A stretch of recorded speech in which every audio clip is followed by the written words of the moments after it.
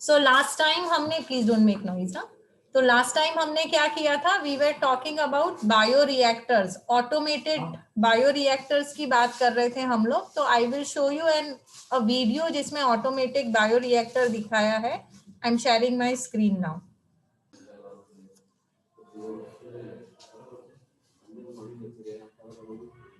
Attach pH probe to VCU. Replace resistance temperature detector. अब यहाँ पे है ना बहुत सारे कंट्रोल्स होंगे. They have to maintain concentration, temperature, pressure. तो आप उतनी डिटेल्स में इसको जानने की कोशिश नहीं करेंगे, चलेगा. जस्ट हैव एन आइडिया कि बायो रिएक्टर कैसा दिखता है. आपको सिर्फ एक ही चीज पे फोकस करना है. Continuously the medium is getting added, और जो पुराना मीडियम है which is saturated with cells and dead cells, उसको हम कंटिन्यूअसली निकालेंगे. और बाकी सारी चीजें भी यहाँ पे कंट्रोल्ड होती है. ऑटोमेटेड मशीन है. कौन से स्पीड पे उसका जो ब्रॉथ है वो सर्कुलेट करेगा, everything is automated here. Okay. So आपको एज आई टोल्ड यू बहुत ज्यादा डिटेल्स में नहीं जाना है. आपको बस एक जनरल आइडिया आ जाना चाहिए कि how does the bio automated bio reactor look. So this is where it is going to grow. वो जो मेन सिलेंडर है ना, वहां पे हम अपना कल्चर ग्रो करेंगे. बाकी सारी चीजें मॉनिटरिंग के लिए हैं. बहुत सारी चीजें आप मॉनिटर करेंगे, जैसे मैंने बताया, कंसंट्रेशन, पीएच, टेम्परेचर, किस स्पीड से वो सेंट्रीफ्यूगेट होगा, all those things. So if I can, हाँ, सो दैट्स अ पंप जिसकी वजह से continuously the circulation, like the fresh medium will be added and the old one will be removed. समझ में आ रहा है आपको बच्चों? आइडिया आ रहा है थोड़ा बहुत? हाँ. ओके.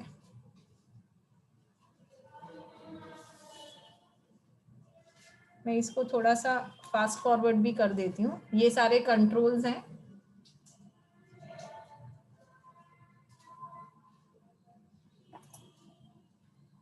हर एक इंस्ट्रूमेंट को जब लैब में जाते हैं तो उसको कैलिब्रेट करना पड़ता है. कैलिब्रेट मतलब every day you have to set the reading to 0. So all that is a routine in biotechnology lab.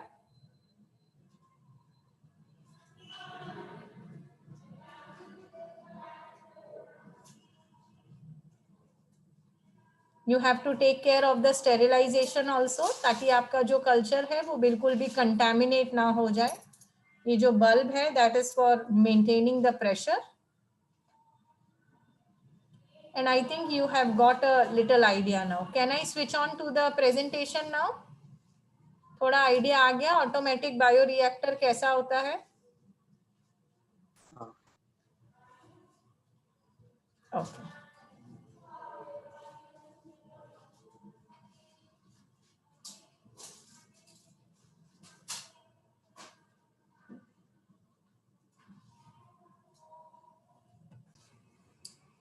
So last time हमने देखा था कि once we have made our product, उसको हम एक्सप्रेस करेंगे कंटिन्यूअसली ई कोलाई में.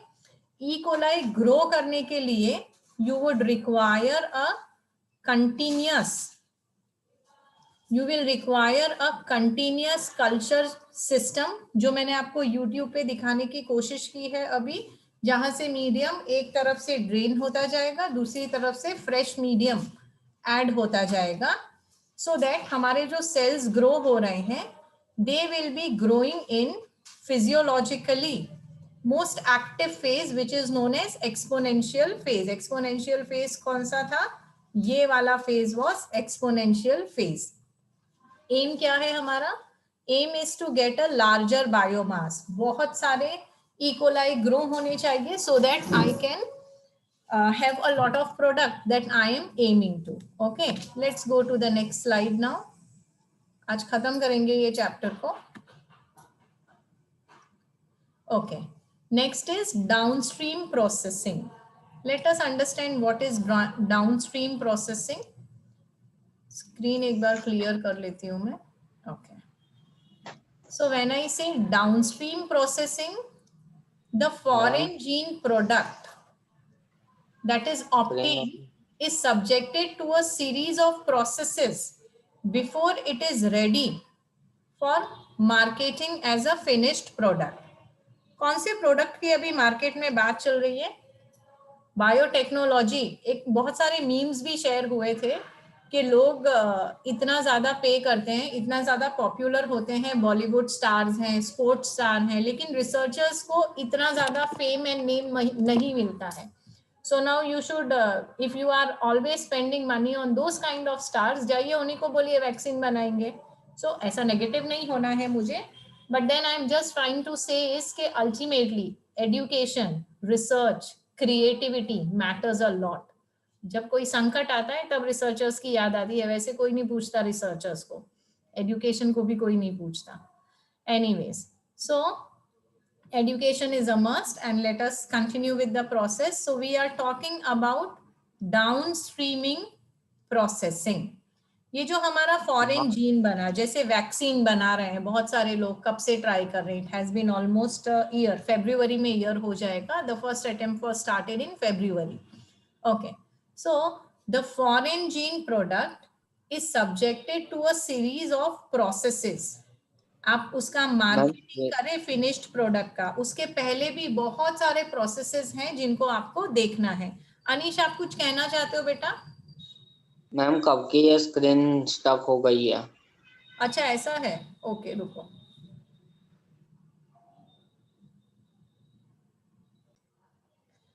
So when I से downstream processing, downstream processing का मतलब है कि आपका जो आपने एक्सप्रेस किया ई कोलाई में, तो पहला पॉइंट क्या था आपका? पहला पॉइंट था कि आपने रिकॉम्बिनेंट डीएनए बनाया. रिकॉम्बिनेंट डीएनए को इंसर्ट किया एक होस्ट में, समझो ई कोलाई में इंसर्ट किया. अब वो होस्ट मल्टीप्लाई होगा. मल्टीप्लाई कहाँ हो रहा है? ऑटोमेटिक बायोरिएक्टर में हो रहा है. अब एक बार बहुत सारा मल्टीप्लिकेशन हो गया, एक्सप्रेशन हो गया, तो सपोज मैंने वैक्सीन बनाया है, the vaccine is right there. Vaccine नहीं, वो थोड़ा सा इनअप्रोप्रिएट एग्जांपल हो जाएगा. So let me take the example of a protein. Okay, मैंने एक प्रोटीन बनाया है, the protein is there in the culture. अब मुझे उसको क्या करना पड़ेगा?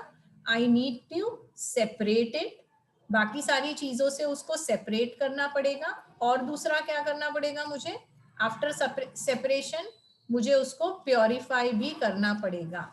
So one thing is I need to separate it from rest of the contents. बहुत सारी चीजें हैं ना उसमें जो मेरे काम की नहीं है, तो सेपरेशन करेंगे, उसके लिए क्रोमेटोग्राफी है, और भी बहुत सारी चीजें हैं जिससे आप सेपरेशन कर सकते हैं. Chromatography is one of the favourite. फिर उसका प्योरिफिकेशन करेंगे, और फिर उसमें जैसे मैंने आपको बताया ये लिविंग थिंग है, लिविंग सिस्टम में से मैंने डिजाइन किया है, तो उसकी एक शेल्फ लाइफ होगी, खराब हो जाएगा थोड़ी देर के बाद, मे बी उसकी एफिशिएंसी चली जाएगी, या तो उसका कोई और साइड इफेक्ट हो जाएगा. तो what we need to do is we should be adding preservative. तो डाउनस्ट्रीम प्रोसेसिंग में क्या क्या चीजें आ जाएगी? Separation and purification. और उसके बाद हम क्या करेंगे? उसमें प्रिजर्वेटिव डालेंगे. Now it is ready to go in the market. In the market तो नहीं, it is ready to go for the clinical trials. 4 clinical trials में से पास होगा ये प्रोडक्ट, उसके बाद इसको अप्रूवल मिलेगा, और उसके बाद ही हम इसको सेल कर सकते हैं. तो 4 क्लिनिकल ट्रायल्स क्यों? क्योंकि देखो जो भी आपने बनाया है, वैक्सीन बनाया है या प्रोटीन बनाया है या हार्मोन या मेडिसिन, कुछ भी, उसकी 2 चीजें इंपॉर्टेंट है. ये सारी चीजें आप फार्मेकोलॉजी में पढ़ते हैं, अगर आप फार्मेसी करेंगे तो आप पढ़ेंगे. एक है एफिकेसी, कि अगर मैंने बोल दिया कि मैंने कोरोना वायरस का वैक्सीन बना दिया है, तो वो कितना असरकारक है. 90%, 99%, 95%, जो भी है, ये उसकी एफिकेसी है. So I think the present vaccine which has been designed by Pfizer and also approved by WHO, it has got 96% vaccine efficacy, और वो भी अलग अलग एज ग्रुप में अलग अलग रहेगा. जैसे उसकी एफिकेसी यंग लोगों में अलग होगी, ओल्ड लोगों में अलग होगी.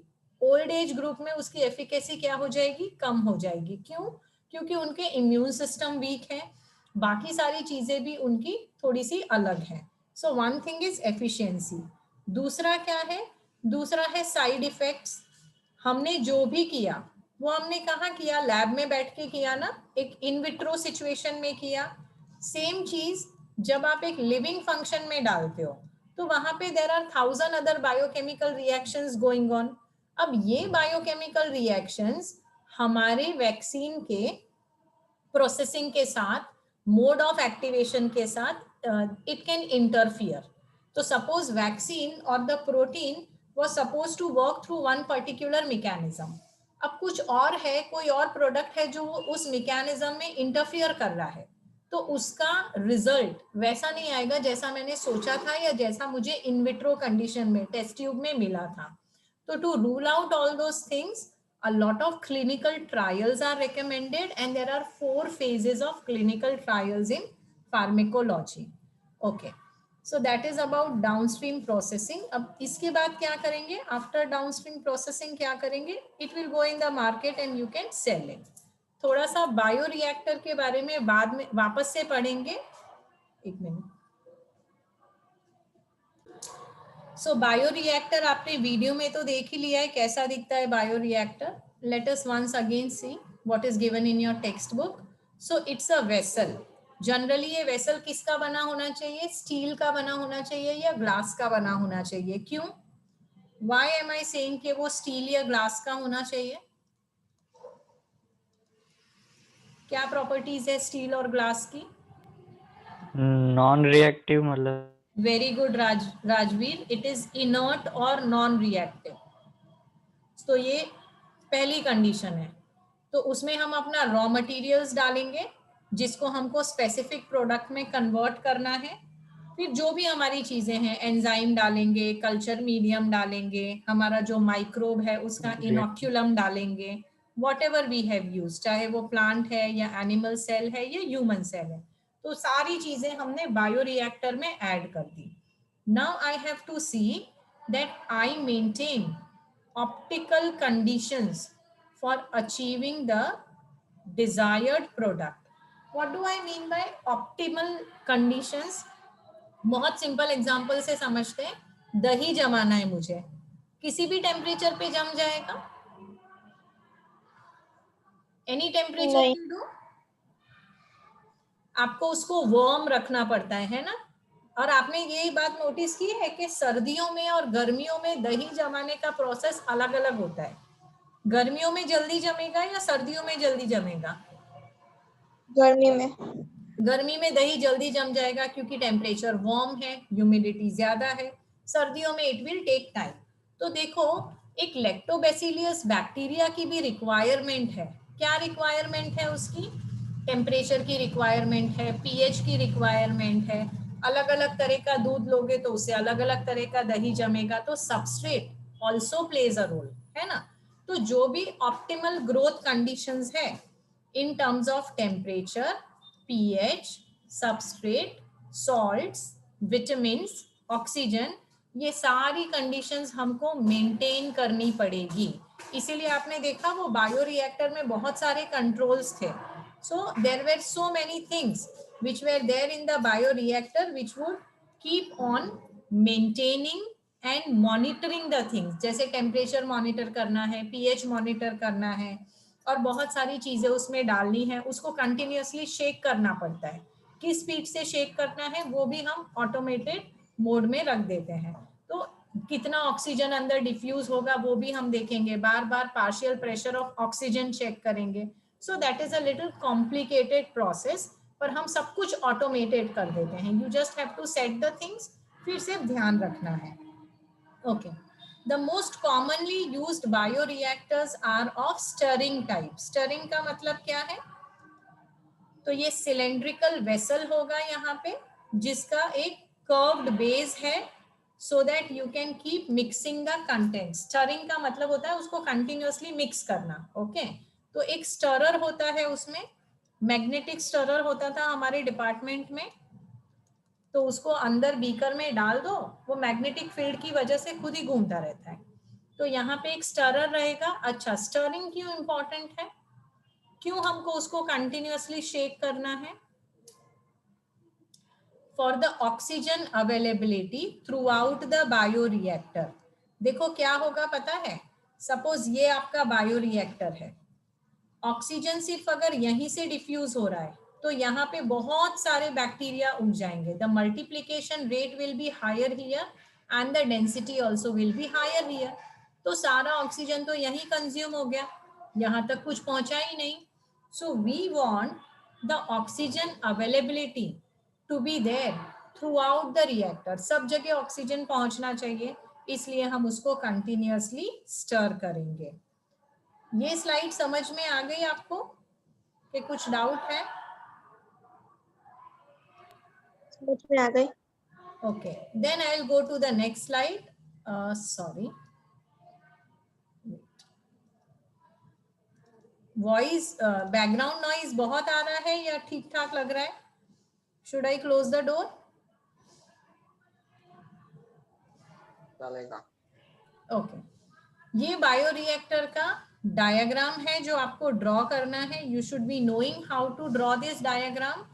तो सबसे पहले हम क्या बनाएंगे? सबसे पहले हम ये वेसल बना देंगे. ठीक है, अब हमने वेसल बना दिया. अब इसमें कितनी कंट्रोल्स होनी चाहिए? देखो यहाँ पे एक मीटर है और यहाँ पे एक मोटर है. ये मीटर जनरली ना प्रेशर दिखाता है, तो वो मीटर बना देंगे. यहाँ पे एक चीज है which will control the pH. तो acid base for pH control. Actually वो एक बफरिंग सिस्टम से अटैच्ड होता है, तो जैसे ही पीएच कम या ज्यादा होगा अकॉर्डिंगली उसका बफरिंग कर देंगे. यहाँ से you continuously have a steam coming. High pressure high temperature पे एक स्टीम कंटिन्यूअसली जाएगी ताकि जो पूरा एनवायरनमेंट है वो स्टेरिलाइज्ड रहे और सिर्फ वही मल्टीप्लाई करे जो हम चाहते हैं. Unnecessary bacteria should not multiply that. जब आप उसको कंटिन्यूअसली शेक कर रहे हैं, देखिए यहाँ पे ये कल्चर ब्रॉथ है. ब्रॉथ का मतलब होता है मीडियम जिसमें आपका इकोलाई इज ग्रोइंग. तो वहां पे वो जो ब्रॉथ है उसको कंटिन्यूअसली आपने शेक करना है, स्टर करना है. तो उसके लिए यहाँ पे इम्पेलर है. अब जब आप उसको कंटिन्यूअसली शेक करोगे तो क्या होगा? Froth will be generated. झाग होगा. गुजराती में शू कहवाय? फीण कहवाय. तो वो जो झाग होगा, फोम होगा, उसको ब्रेक करना पड़ेगा, नहीं तो ऑक्सीजन अंदर से डिफ्यूज नहीं हो पाएगा. यहाँ से कंटिन्यूअसली स्टेराइल एयर जा रही है, एक भी कंटामिनेटेड चीज नहीं जानी चाहिए वहां पे. Not a single bacteria should contaminate your culture, नहीं तो पूरा एक्सपेरिमेंट आपका बर्बाद हो जाएगा. ओके, सो यहाँ पे you have gas entrainment, increased surface area for oxygen transfer. ये आपका स्टरर है. ये बबल्स हैं जिसको फोम के बबल्स हैं, sorry not foam के bubbles, bubbles which dramatically increase the oxygen transfer area. Okay, whatever it is. तो आपको ये दोनों डायग्राम अच्छे से प्रिपेयर करने हैं. And I think we have come to the end of the chapter. Any questions regarding this bioreactor?